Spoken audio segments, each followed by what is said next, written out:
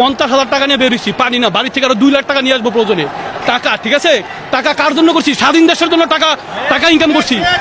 টাকা লইয়া যদি স্বাধীন দেশে বসবাস করতে না পারি, সরকারের আন্ডারে বসবাস করি, এই জীবন দেওয়ার জন্য রাস্তায় আসছি। আমি বাইশে থাকার জন্য জন্ম হয়েছে না, বাচ্চা ছাড়া স্বাধীন করে গেছে, আমরা কার পাল পালাবো? ওই রক্তই তো আমাদের শরীরে মিয়া, আমরা স্বাধীন করার জন্য তো নামছি দেশে। এগুলো ছাত্র জনতা পাবলিকের বাইসে বুয়া, ছাত্রদের বুয়া না। ভাষা আন্দোলন স্বাধীন করেছে ছাত্ররা, 69 স্বাধীন করেছে ছাত্ররা, 74 পর বাস দিচ্ছে ছাত্ররা, এখনো বাস দিবে ছাত্ররা ইনশাল্লাহ।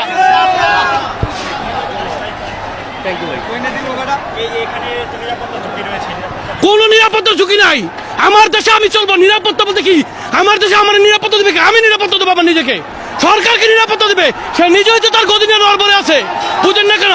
আমি আমার দলে আছি, আমি আমার দেশে আছি, এটা আমার বাপের দেশ। আমার বাপের বাড়ি ইন্ডিয়া না, আমার বাপের বাড়ি বাংলায়। বাংলায় থাকবো আমরা, প্রয়োজনে সে ভারতে যাবে এবং যাওয়ার জন্য রেডি হচ্ছে, বুঝেন নাই? আইসিইউ, মানুষ কখন আইসিইউতে ঢুকায়? মৃত্যুর পথে যখন তার থমথম যান যায়। উনি কারফিউ কখন দিছে? উনি আইসিইউতে আছে, এটাও বুঝতে হবে ভাই। দেশের জনগণ না, ছাত্র জনতা নেমেছে, আমার বাচ্চারা নেমেছে, তাদের পাশে যা দরকার তা দেবো ইনশাল্লাহ। দেশের রাস্তায় আছি, রাস্তায় থাকবো।